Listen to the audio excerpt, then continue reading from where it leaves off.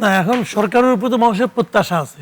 জি, এখন কি করবে এটা জনগণকে সকল পলিটিক্যাল পার্টি নিজেদের মতো করে বলেছে যে তারা যদি নির্বাচিত হতে পারে তাহলে আমরা এটা করবো ওটা করবো এটা করবো বলছে। জনগণ সবার কথা শুনছে। আমি এটা থিওরিটিক্যাল কথা বলতেছি, থিওরিটিক্যালি এটাই হয়।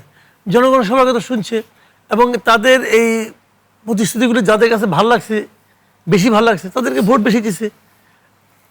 এখন তারা তাদের মতো করে দেখবে। যদি এতে জনগণের প্রত্যাশা না মিটে তাহলে জনগণের পক্ষ হয়ে বিরোধী দল কথা বলবে। এটা তো এগুলো সব তো থিওরিটিক্যাল ব্যাপার, কিন্তু এগুলো এইভাবে হওয়া উচিত, এইভাবে হবে আমরা প্রত্যাশা করি।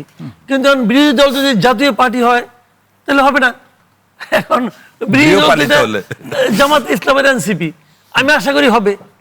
আমি জামাত এবং এনসিপির কাছ থেকে মানে মানে পান থেকে চুন খসলে অদ্ভুত কথা খসতেছে দেখলেই তারা প্রতিবাদ করবে, এটা আমি চাই। আচ্ছা, কারণ আমার কথা হলো কি, সরকারি দলকে যদি আপনি সবসময় একটা স্পেস দেন তাহলে কিন্তু আপনি লস করবেন। তারা যেটা করবে কেন করবে আমি এই ব্যাখ্যা আমি কি করেন, যেমন দুটো কারণে তারা করতে পারে।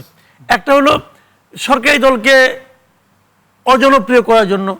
সরকারি দল অজনপ্রিয় হলে আগামীতে তাদের একটা চান্স আছে, এটা একটা কারণ হতে পারে।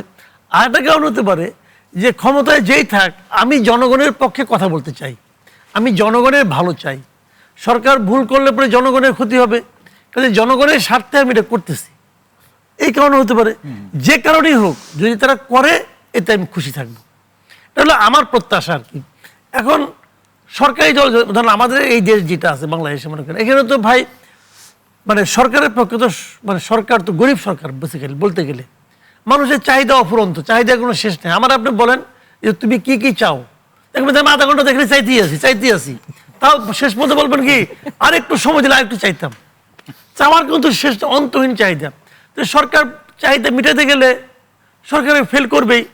বাংলাদেশের রাজনীতি সবসময় জান, আমি নিজে বলি আপনাকে, আমি নিজে একটা মানে আপনার ইউটিউব করি, আমি সবসময় সরকারের বিরুদ্ধে কথা বলি, সব সময়। এখন বলেন যে কেন বলো, তুমি সরকারকে অপছন্দ করো? অপছন্দ না, সরকারের বিরুদ্ধে কথা বলা সহজ মানে মানুষের তো অপূরণ চাহিদা। এখন আমি মানুষের যে অপূরণ যে চাহিদাগুলি পূরণ হয় নাই সেটা নিয়ে আমি কথা বলি। আবার সরকার বিরোধী কথার চাহিদাও কি বেশি? ওইটা আমার জানা দরকার নেই। আমার জানা দরকার হলো যে মানুষের চাহিদা বেশি, মানুষের যে চাহিদাগুলি পূরণ হয় নাই সেটা নিয়ে কথা তো আমি বলতেই পারি। ওটা বললে সরকারের বিরুদ্ধে যাবেই, অবদান যাবে। তো সরকারকে চাপে রাখা, আমার হিসেবে বলো সরকারকে চাপে রাখা। সরকারকে চাপে না রাখলে পরে সরকার বেয়ারা হয়ে যায়। আচ্ছা, সরকার করে কি যাতে আমরা চাপ দিতে না পারে। এই চাপ, মাসুদ ভাই একটু ছোট্ট প্রশ্ন, এই চাপ যাতে আপনি যথার্থই বলেছেন যাতে গণতান্ত্রিক থাকে, জনস্বার্থে যাতে এই চাপটা থাকে, খুব ভালো কথা। কিন্তু এই চাপ শেষ পর্যন্ত গিয়ে এই সেই চাপাচাপির প্রসঙ্গতে আসবে কিনা, অর্থাৎ সংসদ মাঠে চলে আসবে কিনা, রাস্তায় আসবে কিনা? শুনেন, বিরোধী দল যারা থাকবে তারা খালি সংসদেই থাকবে, বাইরে আসবে না, এটা তো হইতে পারে না ভাই। শাহবাগ দখল করবে কে তাহলে? তারা সব জায়গায় থাকবে, তারা সব জায়গায় থাকবে। তারা বিরোধী দল বিরোধিতা করবে, সংসদেও বলবে, বাইরেও বলবে। বাইরে বলবে না কেন? কেন বলবে? বাইরে বাইরে বলাটা কি বেআইনি? জনমত গঠন করে বাইরে আসলে যে জনভোগান্তি হয় সেটা কি দেখবে? জনভোগান্তি কথা বলতে পারেন। বাইরে আসে, বাইরে কথা বললে কি জনভোগান্তি হবে? না, সেটা বলছি না, কিন্তু জনভোগান্তি অনেক সময় কিন্তু রাস্তা দখল করে মিটিং করে জনগণ খুশি হয়। কি অর্থে? বাস্তবতা দেখতাম। কেন আপনি বলেন জুলাই আন্দোলনের সময় এই রাস্তা সব দিনের পর দিন বন্ধ ছিল না? পাবলিক আনহ্যাপি ছিল, হয় নাই তো? এইটা হলো বাস্তবতা, বুঝতে হবে। জি, বাস্তবতা অনুযায়ী তারা কাজ করে জনগণ সাপোর্ট পাবে, আর অবাস্তব ভাবে কোনো জনগণ সাপোর্ট দিবে না।